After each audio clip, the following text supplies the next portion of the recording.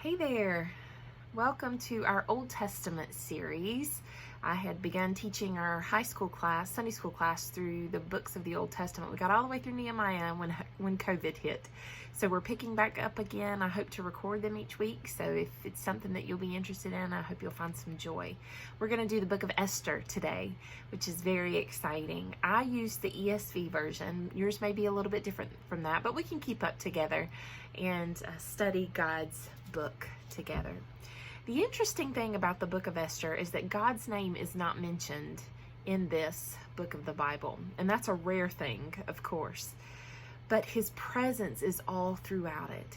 And his people are acknowledging his presence throughout it and his power over them. So it's important to keep that in mind. Now, in the historical perspective, Esther takes place during the time of exile. Remember, God had, his people had been enslaved in Egypt, and he had brought them out and freed them from slavery and brought them into the promised land that he had worked so hard to prepare for them. And there they had lived very happily until, again, they always are turning their back on the Lord. And when they turn their backs on the Lord, he allows things to happen to them to try to get their attention. And of course, finally, what that ends up being is that another kingdom, Babylon, comes in and captures all of where Jerusalem was and the promised land. And so the Jews are scattered.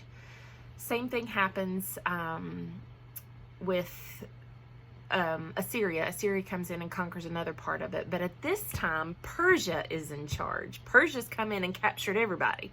And so now they are ruling God's promised land. The Persians are. Just so you understand, this is the main characters that we have going on in our story today in the book of Esther.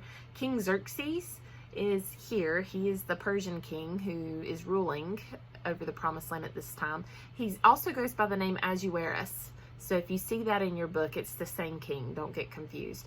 He has a queen. Her name is Vashti at the beginning of the book. And Haman is his second in command.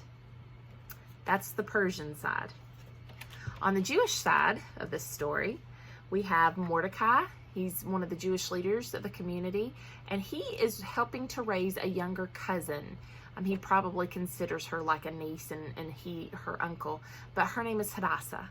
So this is where we begin. We have these Persian characters in the Persian leadership, and then we have our Jewish folks that we need to pay attention to as we begin the story. It takes place sometime between the time of Ezra and Nehemiah, where the Jews are being allowed to go back in and to rebuild. So let's hit chapter 1, because we're going to hit pretty much every chapter of this book.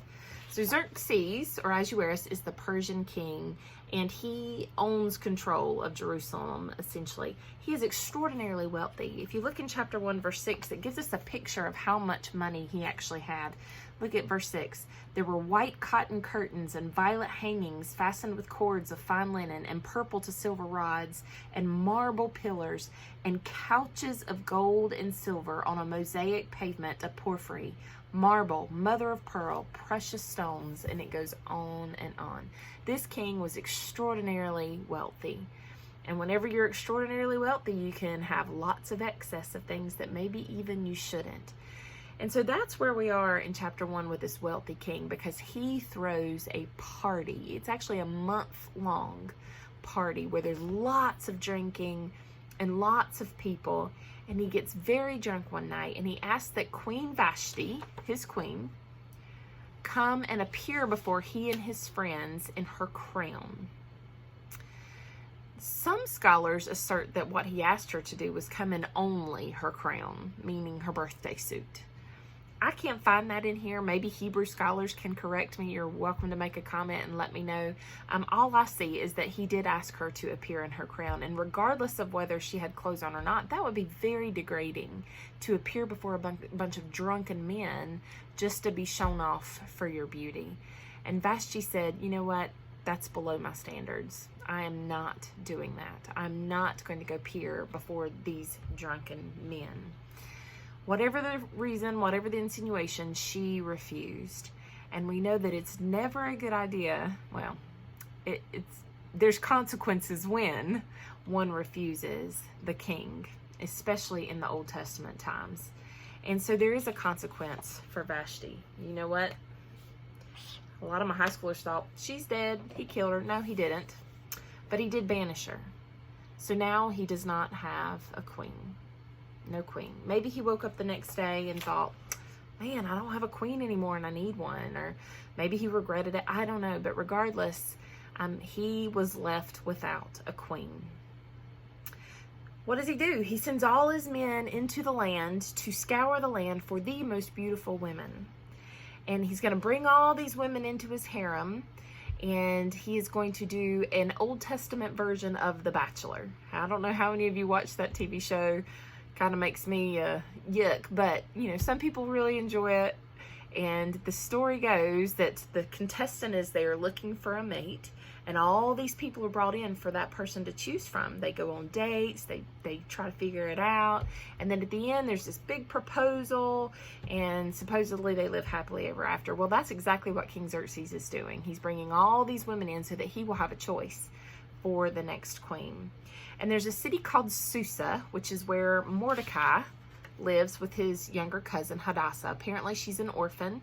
Her parents have died, and so Mordecai has taken her in. Hadassah must be very, very beautiful because she is immediately taken, no questions asked, into the harem of the king, into this beauty pageant, if you will.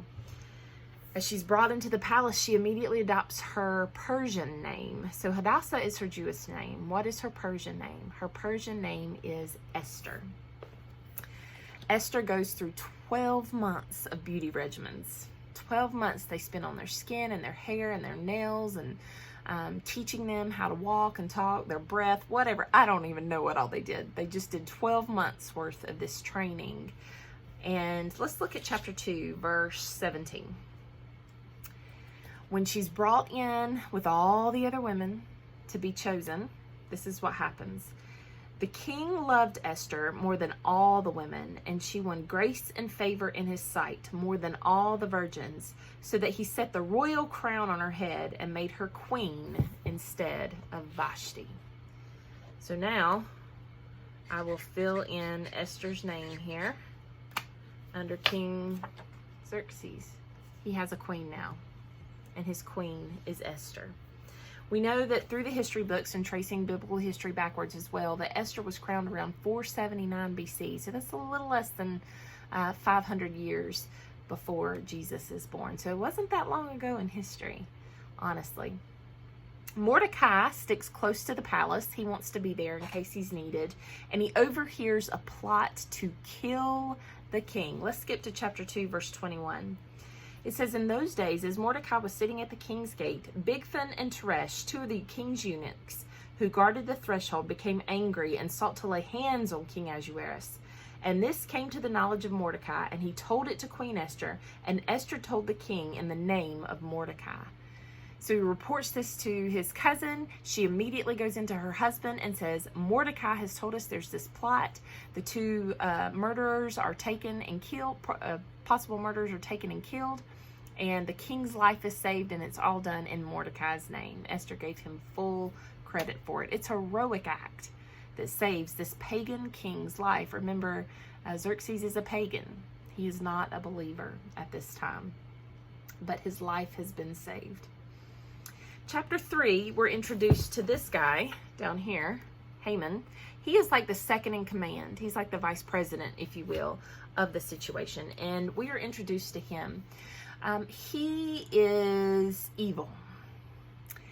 He's a pagan, which means he's a non-believer, but he also hates the Jews. It's not that he just isn't one. It's that he despises them, Hitlerish, wants to take them out. And it's a sad thing, and it's going to be very troublesome for both this king, who is completely ignorant of some of these things. But Mordecai hears that Haman is developing plans to annihilate the Jews. He starts with something.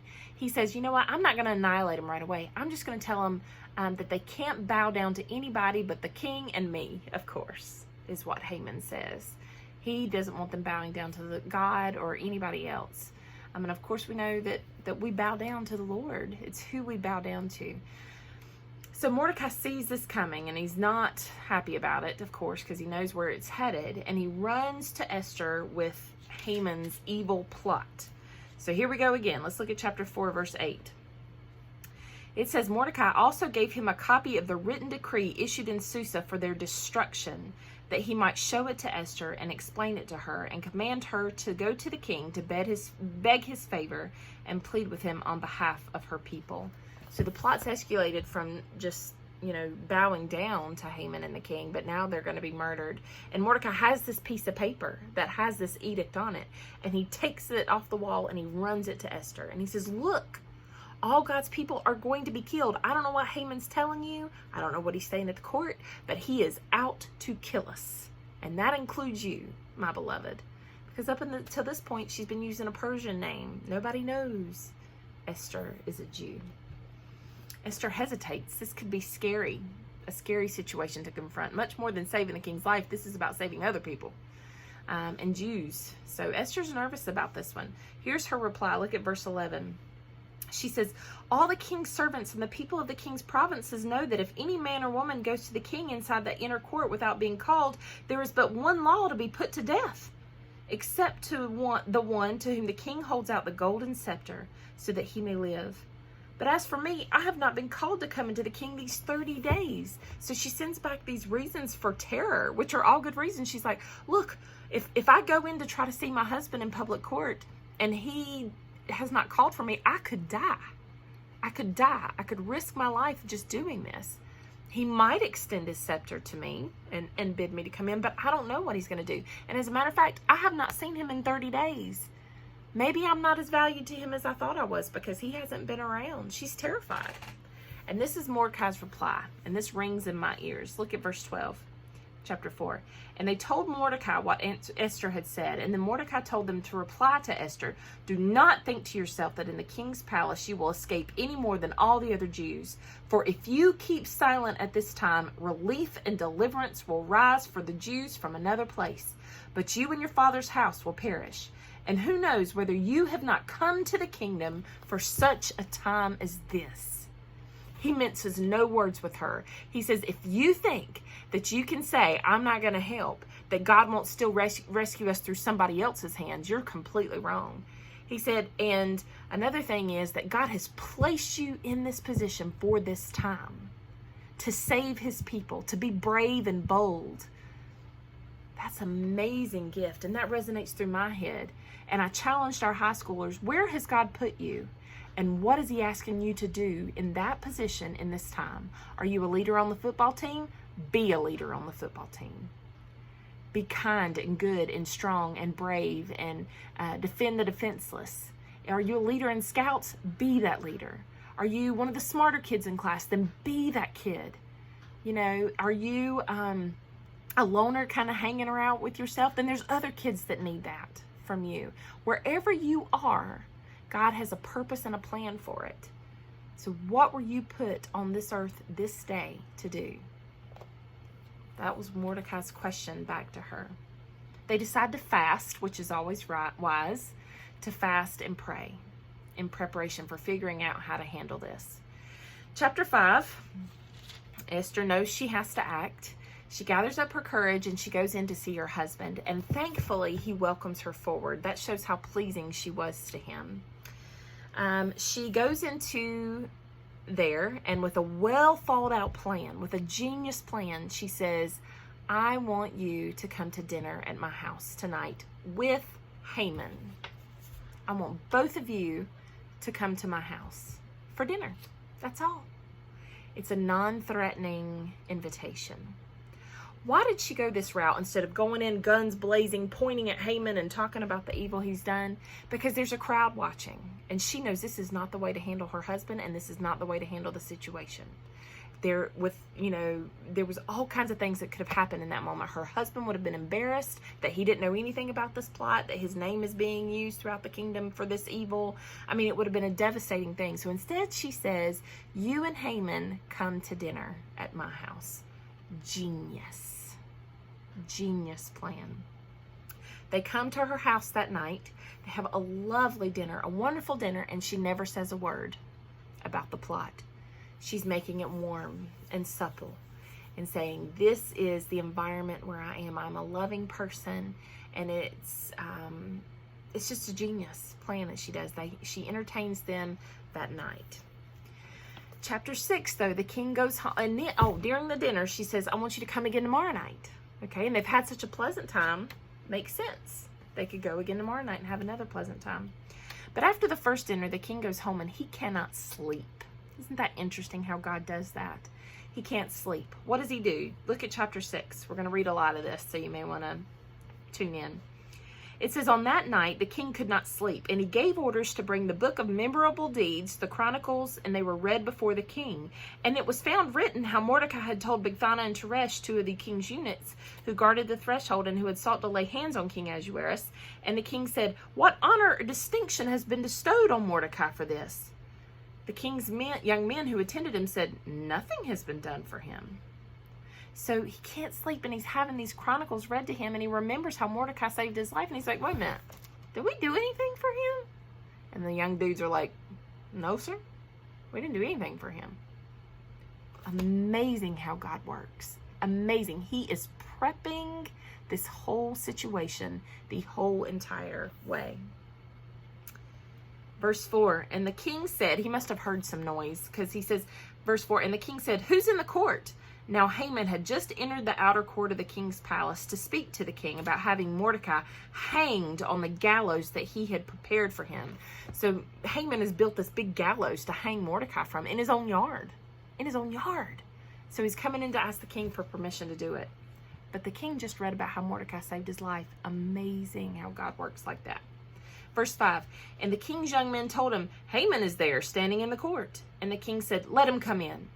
So Haman came in, and the king said to him, what should be done to the man whom the king delights to honor? He didn't say who he was going to honor.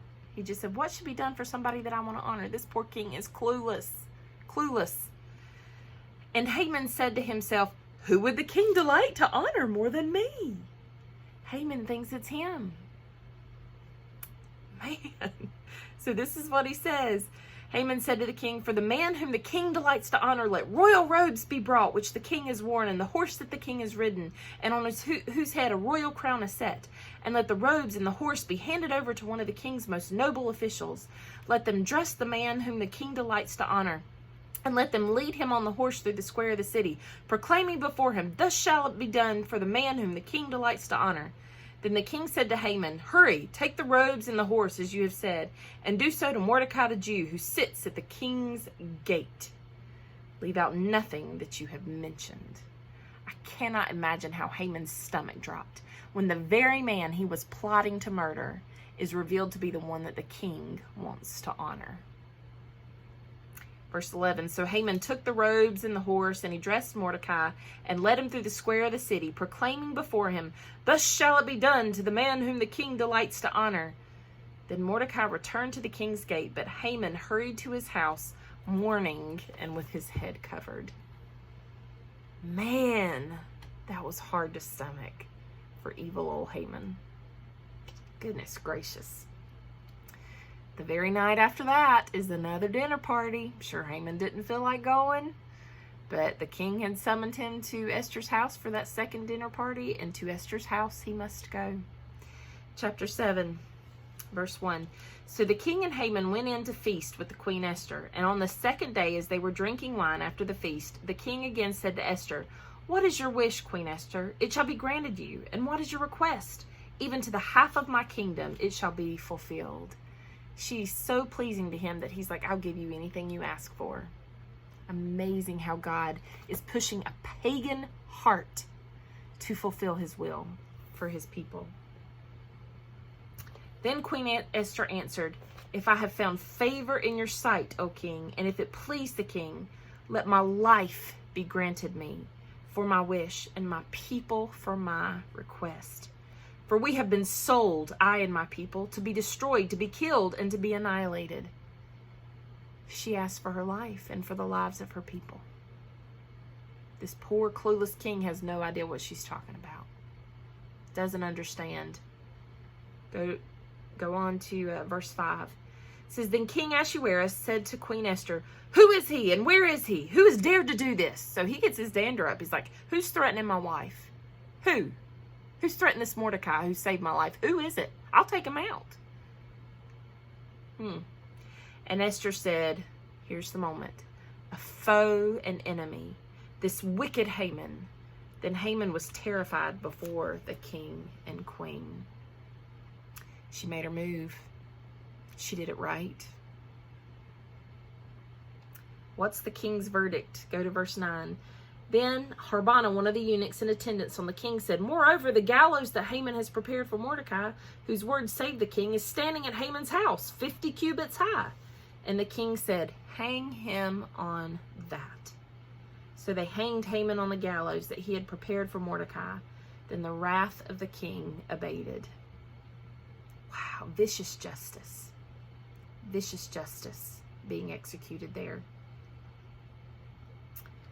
In chapter 8, we're told that Mordecai receives Haman's old job, and Xerxes issues an incredible decree. Let's look at chapter 8, verse 10 through 11. And he wrote in the name of King Ahasuerus, this is Mordecai writing, because now Mordecai is second in command. And he wrote in the name of King Ahasuerus and sealed it with the king's signet ring. Then he sent the letters by mounted couriers riding on swift horses that were used in the king's service, bred from the royal stud, saying that the king allowed the Jews who were in every city to gather and defend their lives, to destroy, to kill, and to annihilate any armed force of any people or province that might attack them, children and women included, and to plunder their goods. This is a phenomenal edict that King Xerxes, Ahasuerus, has issued through Mordecai on behalf of God's people. He is saying, not only am I going to let them gather to worship, but I'm going to let them defend their right to do so against anyone that might try to step up against them. Pagan king, God can accomplish his will through their hearts.